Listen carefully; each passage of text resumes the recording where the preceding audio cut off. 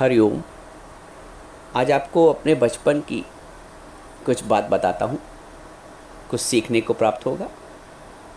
आपको पहले भी बताया है कि उस छोटी सी अवस्था में 15, 16, 17 साल की अवस्था में आयु की मैं बहुत परेशान रहता था, जिसको आज की भाषा में हम डिप्रेशन कह सकते थे। बहुत डिप्रेस रहता था छोटी सी अवस्था में। अब उसके पीछे राज था, ईश्वर को कुछ सौगात देनी थी। रोग उत्पन्न किया तो रोग का उपचार भी देना उनकी ही करुणा है, उनकी ही महिमा है। तो बहुत परेशान रहता था। तो उस परेशानी की अवस्था में, ये मैं आपको बता रहा हूँ तब की बात जब मुझे गुरु की प्राप्ति नहीं हुई थी, ज्ञान की प्राप्ति नहीं हुई थी। तो मैं लेखन किया करता था, हिंदी में लिखता था और उर्दू के शब्दों का इस्तेमाल करते हुए शेर शायरी भी लिखता था। ज्ञान से पहले की बात बता रहा हूँ। तो एक मैंने शेर लिखा था, लगभग ये आज से 38-40 साल पहले की बात होगी। एक शेर मैंने लिखा था कि उम्मीदों के समंदर में ना उम्मीद तैर रहा हूँ मैं। उम्मीदों के समंदर में ना उम्मीद तैर रहा हूँ मैं, और चांद कभी दिखा ही नहीं फिर भी ईद कर रहा हूँ मैं। अब यहाँ विरोधाभास है कि उम्मीदों का समंदर है और मैं नाउम्मीद हूँ, और बिना चांद देखे ही चांद कभी दिखा नहीं फिर भी ईद कर रहा हूँ मैं। अभी इसको आगे आपको एक्सप्लेन करूँगा। दूसरा हिंदी में लिखा था, मैं बदली हूँ और बरस रही, मैं बदली हूँ और बरस न सकी, मैं बिजली हूँ और चमक न सकी, मैं सागर हूँ और उमड़ न सका, मैं गागर हूँ और भर न सका। कौन हूँ मैं और कहाँ से आया, मानो अपना क्यों नाम रखाया। इसका दूसरा पार्ट भी लिखा, लेकिन जब ज्ञान मिल गया था उसके बाद लिखा, वो आपको आगे बताऊंगा। तो यहाँ पे दो शब्द हैं, एक उम्मीद और एक नाउम्मीद। है तो समंदर उम्मीदों का, ये जो सृष्टि है परमात्मा की, ये उम्मीदों से भरी है तो समंदर ये उम्मीदों का, लेकिन व्यक्ति कैसे नाउम्मीद घूम रहा है। किसी भी व्यक्ति से आप पूछ लो, संतुष्ट हो, बोलेगा नहीं, या कहेगा लेकिन बात आके याद, लेकिन ये बात है, वो लेकिन पे बात समाप्त हो जाएगी। सब कुछ तो ठीक है, लेकिन वो जो एहसास है, वो जो संतुष्टि है, वो जो उम्मीद की पूर्ति है, वो संसार में नहीं हो पाती है। इसीलिए अतृप्ति का एहसास आजीवन बना रहता है। क्या कारण है? क्योंकि हमने जो उम्मीद की है वो गलत जगह से की, गलत लोगों से की है। एक्सपेक्टेशन, गलत लोगों से एक्सपेक्टेशंस की है, गलत जगह से उम्मीद की है, जहाँ से हमेशा नाउ उम्मीद ही प्राप्ति होगी। आप कितना भी कर लें समाज के लिए, परिवार के लिए, बच्चों के लिए, लेकिन जो परिणाम अंततः प्राप्त होता है आपको, उसमें कसर रहती है। आप अनुभव करिए, अपने सब लोग का अपना अपना अनुभव होगा जीवन का, कि सब कुछ करने के पश्चात भी एक अतृप्ति रहती है, एक नाउम्मीदी रहती है, एक अपूर्णता का एहसास होता है। आखिर क्या कारण क्या है? आखिर कारण क्या है? क्यों कोई व्यक्ति तान के सीना ये नहीं कहता है कि मैं पूर्णतः संतुष्ट हूं, मुझे कोई शिकवे नहीं है, कोई गिला नहीं है। हर आदमी शिकवा और शिकायत से भरा हुआ है। क्यों भरा हुआ है? क्यों संतुष्टि नहीं है? क्यों समाधानी उसको प्राप्त नहीं हुए? इसलिए नहीं प्राप्त है कि हमने सिर का पीकर ठंडे पानी की तृप्ति की उम्मीद की है। अब भला कहीं सिरके से प्यास बुझ सकती है? संसार के सुख इसी सिरके के समान है, प्राप्त भी हो जाते हैं अपने हिसाब से, फिर भी संतुष्टि नहीं दे जा पाते। संबंध बनते भी हैं, परिवार बढ़ता भी है, फलता फूलता भी है, हमारे अनुसार प्राप्तियां भी होती हैं, संतान से भी सुख मिल जाता है, लेकिन फिर भी उर्दू में बोलते हैं एहसास कमतरी, एक कमतरी का एहसास रहता है। क्या कारण है?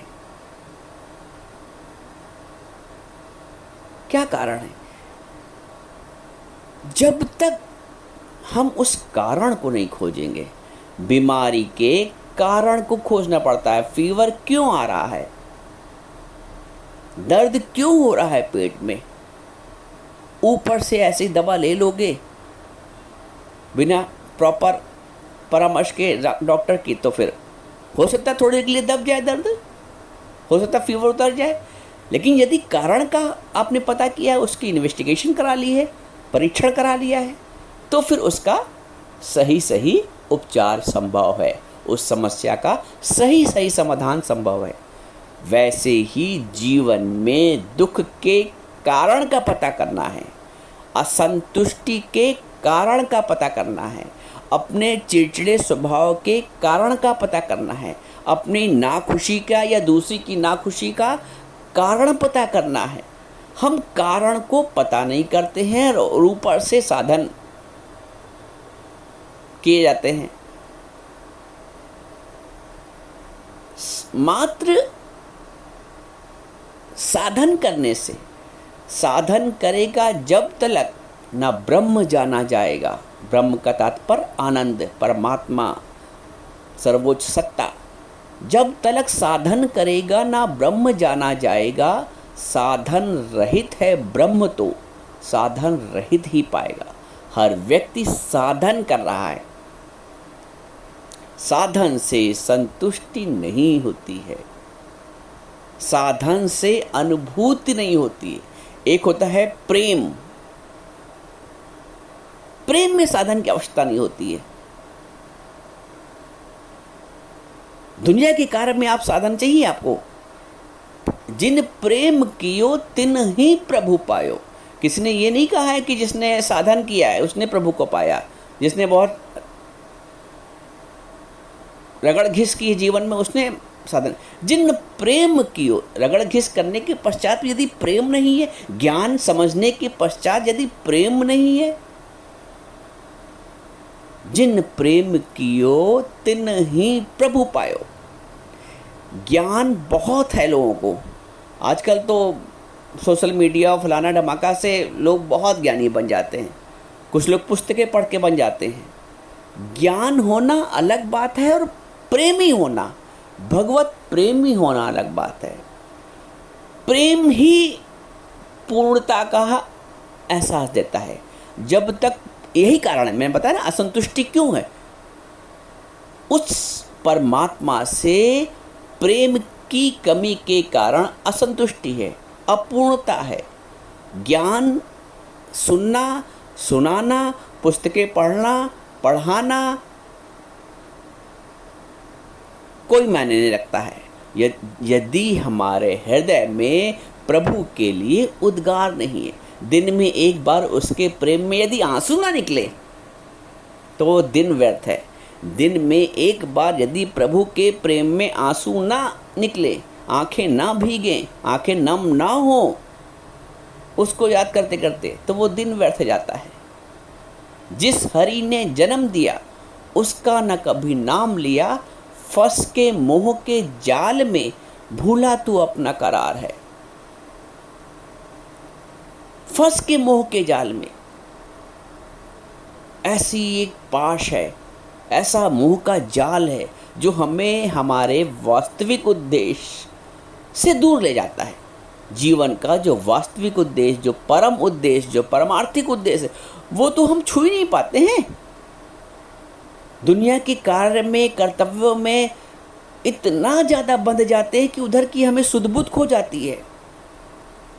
वादा किया था गर्भ में भूलूंगा तुझको ना प्रभु, फंस के मोह के जाल में भूला तू अपना करार है। गुरु उस वादे को याद दिलाता है। वादा याद नहीं रहता है, प्रभु से जुड़ नहीं पाते हैं, संसार में खपे रहते हैं, इसलिए असंतुष्टि है, अतृप्ति है, चिड़चिड़ापन है, यही सब कारण है, ये लक्षण है। संसार से जो भी एक्सपेक्टेशन कर रहा है, वो एक्सपेक्टेशन, वो आशाएं, वो उम्मीदें जब पूरी नहीं होती हैं तो उसके प्रतिफल में हमें चिड़चिड़ापन प्राप्त होता है, उसके प्रतिफल में नाउम्मीदी प्राप्त होती है, उसके प्रतिफल में क्रोध उत्पन्न होता है, उसके प्रतिफल में मन मुटाव हो जाता है। हमने तो संतान से ये उम्मीद की और उसने उम्मीद नहीं पूरी की, तो वहीं से मन खट्टा होता है, क्योंकि खट्टा संतान ने नहीं किया। एक बात और समझ लो, खट्टा कभी संसार नहीं करता है। संसार के व्यक्तियों को आप दोष न मत दीजिए, दोष दोगे तो फिर वो द्वेष भाव उत्पन्न होगा। संसार में खटास नहीं है, हमारी उम्मीदें हमको खटास दे जाती हैं, हमारी उम्मीदें, हमारी एक्सपेक्टेशन, हमारी इच्छाएं हमें दुखी कर जाती हैं। व्यक्ति नहीं दुखी करता है, संसार नहीं दुखी करता है, ये गलत ज्ञान मत उठा लेना। संसार, गुरु तो संसार से प्रेम करने को कहता है, जन जन से प्रेम करने को कहता है। प्रेम इसलिए करने कहता है कि जन जन में है ही परमात्मा, कोई जगह न तुझसे खाली है, तू व्यापक डाली डाली है। तो गुरु तो वो ये दिव्य दृष्टि देता है, लेकिन तुमसे ये भी कहता है कि आशा न करो और की आप करो उपकार। आशा न करो और की आप करो उपकार। आशा है जहाँ, आशा का बीज बोया है तो निराशा की प्राप्ति होनी ही होनी है। ये आशा रूपी बीज का फल है निराशा। इसलिए गुरु कहता है कि एक्सेप्ट करो, चीजों को एक्सेप्ट करो, एक्सपेक्ट मत करो, एक्सेप्ट करो as it is, accept as it is. जो भगवान ने दिया है व्यक्ति के रूप में, संबंधों के रूप में, कर्म प्राणियों के रूप में, परिवार के रूप में, पिता के रूप में, माँ के रूप में, बच्चों के रूप में, बहू के रूप में, जो जैसा है उसको स्वीकार करो। Accept as it is, expect मत करो, एक्सेप्ट करो। एक्सपेक्ट मत करो, एक्सेप्ट करो। उम्मीद मत करो, लेकिन स्वीकार करो। जैसे, कैसे स्वीकार करो? जैसे बाजार से आटा लाते हो तो उसमें चोकर होता है, सहज एक्सेप्ट हो जाता है, सहज उसकी स्वीकारता जाती है।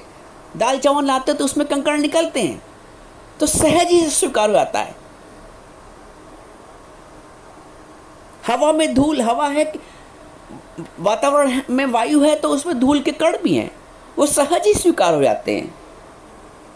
घर का निर्माण कराते हो तो गंदगी भी फैलती है, सफाई का अभियान में गंदगी पहले फैलती है, स्वीकार करते हो ना।